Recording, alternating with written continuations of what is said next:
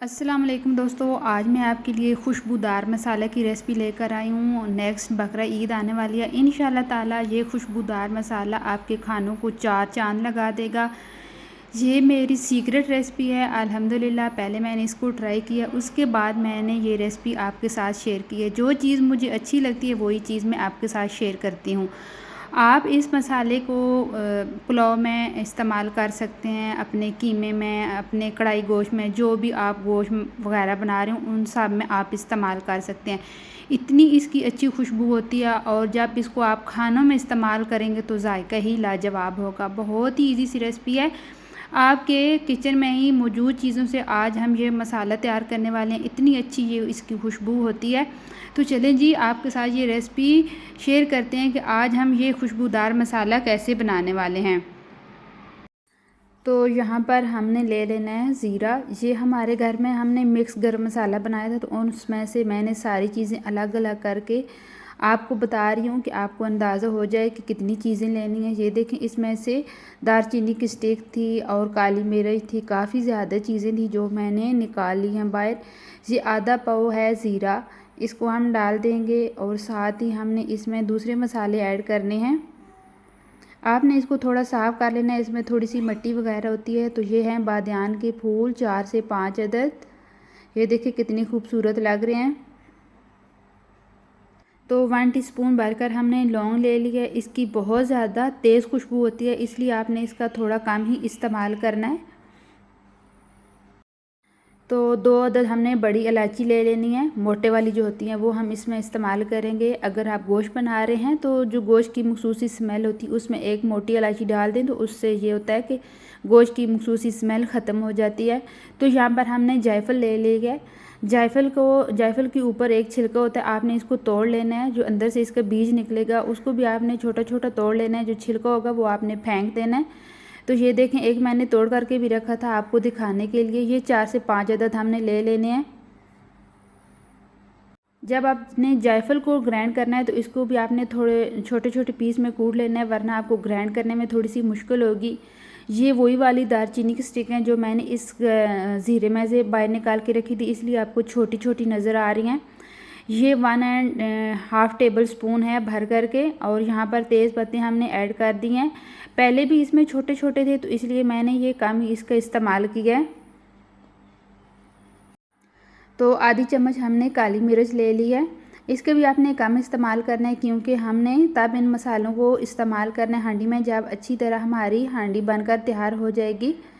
तो इसलिए इसका कम ही इस्तेमाल करना है। अगर आपको बहुत ज़्यादा पसंद है तो थोड़ा सा इसका इस्तेमाल ज़्यादा कर लें। तो जो जायफल हमने ली थी इसको हम बाहर निकाल लेते हैं, इसका छिलका रिमूव कर लेते हैं और इसको छोटे छोटे पीस में कूट कर इसको अच्छा सा एक पाउडर बना लेंगे। तो फ्रेंड्स, यहाँ पर आप देख सकते हैं हमारे किचन में से ही हमने सब मसाले लिए हैं। इन्हीं में से हम आज खुशबूदार मसाला बनाने वाले हैं। अगर हम इन छोटी छोटी चीज़ों को नोट कर लें तो हमने बाज़ार से क्यों मसाले इतने महंगे महंगे लेकर आने। हम बाज़ार वाले भी ब्रांड के इस्तेमाल करते हैं लेकिन बहुत कम इस्तेमाल करते हैं।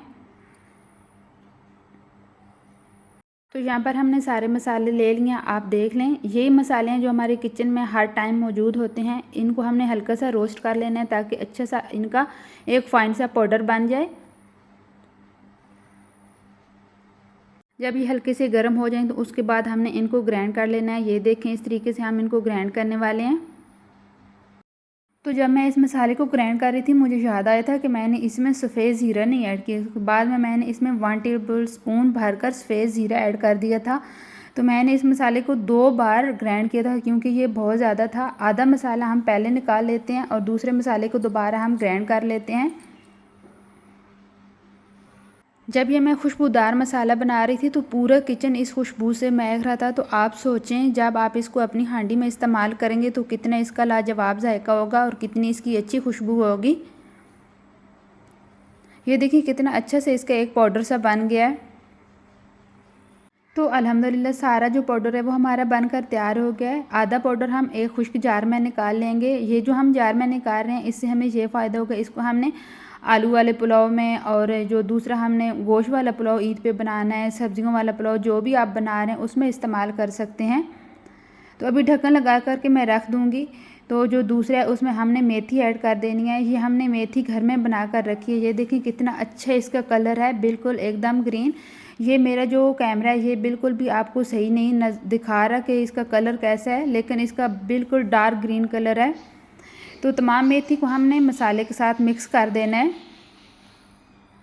तो अब जो हरा धनिया है वो बाज़ार में इतना ज़्यादा नहीं आ रहा, क्योंकि उसका सीज़न ख़त्म हो गया है। अभी आता भी है लेकिन बहुत कम मिलता है। तो मेथी से हमें ये होगा कि जब हम आलू गोश्त वाला, शोरबे वाला कोई सा भी सालन बनाएंगे तो ये ग्रीन कलर का ऊपर आ जाएगा मेथी का कलर। तो ये देखें सारा हमने मिक्स कर लिया। इसको भी हमने दूसरे जार में डालकर रख देना है। इतना अच्छा और खुशबूदार जायका इसका होता है। ये मसाला स्पेशली आपने बकरा ईद के लिए बनाना है।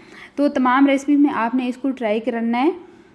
तो जिस दिन ये वाला मसाला मैंने बनाया था उसी शाम को हमने सब्ज़ तोरियाँ बनाई थी, तो वो भी मैं रेसिपी इंशाल्लाह आपके साथ शेयर करूँगी। उसमें मैंने थोड़ा सा डाला था, बहुत अच्छी खुशबू आई थी, सभी ने बहुत ज़्यादा पसंद किया था।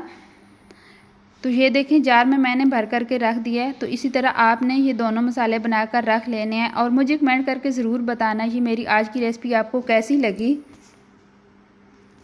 और साथ ही हम काली मिर्चों का पाउडर बना रहे थे। जब भी आपने ईद पर नमकीन गोश्त बनाना है तो आप फ्रेश वाली इस्तेमाल करेंगे। उससे ये होगा कि आपके नमकीन गोश्त का जो है कलर ख़राब नहीं होगा, एकदम अच्छा निखर कर कलर आएगा। ये ईद के लिए हम बना रहे हैं। ये देखें कितना अच्छा इसका पाउडर बन गया। अभी इसको भी हम एक जार में निकाल लेते हैं।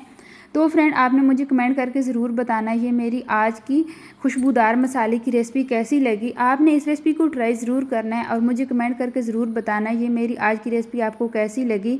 अगर अच्छी लगी हो तो प्लीज़ मेरी वीडियो को लाइक, शेयर एंड सब्सक्राइब ज़रूर करना। इसी तरह न्यू रेसिपी के साथ फिर मिलूँगी, तब तक के लिए अल्लाह हाफिज़।